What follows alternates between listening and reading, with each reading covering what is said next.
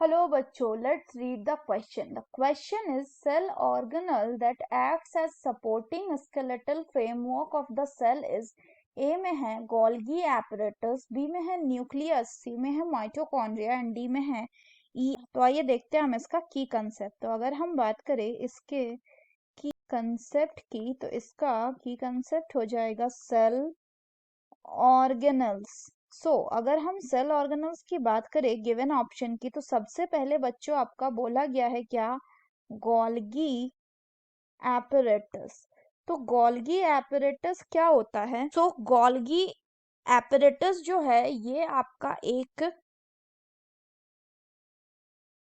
Flat disc shaped structure होते हैं, जिनमें अगर हम बात करें तो इनका जो डिस्क शेप्ड शैक्स होते हैं इनको हम क्या बोलते हैं? They are called as the cisternae. तो इसको अगर हम एक रफ डायग्राम से देखें तो कुछ इस तरह दिखता है क्या आपका गोल्गी। तो ये क्या हो गया, दीज आर दी सिस्टर्नी। इसके बाद अगर हम न्यूक्लियस की बात करें बच्चों, तो न्यूक्लियस जो होता है ये मेन कंपोनेंट होता है किसी यूकैरियोटिक सेल का। और न्यूक्लियस में मेनली आपका प्रेजेंट होता है क्या, जेनेटिक मटेरियल, जो कि डीएनए या आरएनए हो सकता है। इसके अलावा इसमें प्रेजेंट होता है आपका एक न्यूक्लियर मेम्ब्रेन जो कि पोरस होता है, यानी पोर प्रेजेंट होता है।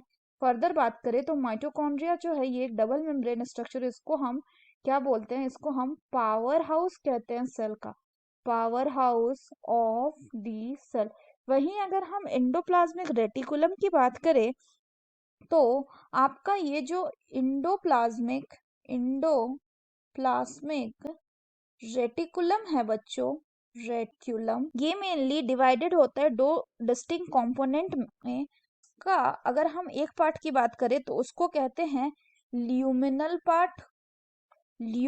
पार्ट जो कि प्रेजेंट होता है इनसाइड दी इंडोप्लाज्मिक रेटिकुलम, और दूसरा पार्ट जो होता है उसको हम कहते हैं एक्स्ट्रा ल्यूमिनल पार्ट जो कि आपका साइटोप्लाज्मिक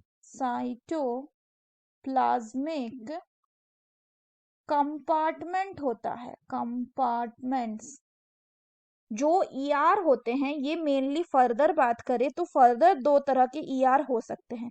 एक को हम बोलते हैं स्मूथ ईआर, यानी इसमें जो है राइबोसोम है वो अटैच नहीं रहेगा सरफेस पे, और दूसरा को हम बोलते हैं रफ एंडोप्लाज्मिक रेटिकुलम, जिसमें कि राइबोसोम इसके सरफेस पे अटैच रहेगा। इसको हम फर्दर क्लियरली इस डायग्राम से देख सकते हैं, जिसमें ये जो एरिया है कर्व्ड एरिया, इसको हम क्या कह रहे हैं? इसको हम कह रहे हैं बच्चों सिस्टर्नी। और ये जो अटैच्ड डॉट लाइक स्ट्रक्चर है, दिस आर दी राइबोसोम्स। ये क्या हो गया, राइबोसोम्स। तो यानी ये कैसा एंडोप्लाज्मिक रेटिकुलम हो गया? Therefore this represent the rough endoplasmic reticulum. और यहाँ पे ये जो मिडिल वाला स्पेस दिख रहा है इसको कहते हैं हम एक्सटर्नल। तो ये रफ एंडोप्लाज्मिक रेटिकुलम दिखा रहा है। वहीं दूसरी ओर अगर हम बात करें तो यहाँ पे कोई भी राइबोसोम अटैच नहीं दिखा रहा है, यानी this represent the smooth endoplasmic reticulum. तो अगर हम बात करें स्मूथ इंडोप्लाज्मिक रेटिकुलम की, तो ये मेनली इन्वॉल्व होता है in the process of lipid synthesis.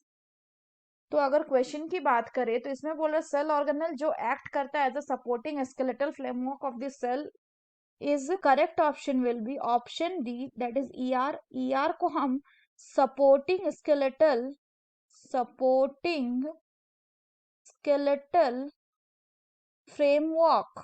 Framework of the cell भी कहते हैं। ऐसा इसलिए क्योंकि ये एडिशनल मैकेनिकल सपोर्ट देता है सेल को by dividing the fluid content of the cell into compartment. अगर बाकी ऑप्शन की बात करें तो पहला है गोल्गी एपरेटस जो कि मेनली इन्वॉल्व होता है पैकेजिंग एंड मॉडिफिकेशन में। So that's all for the question बच्चों, hope you understood it well, best of luck.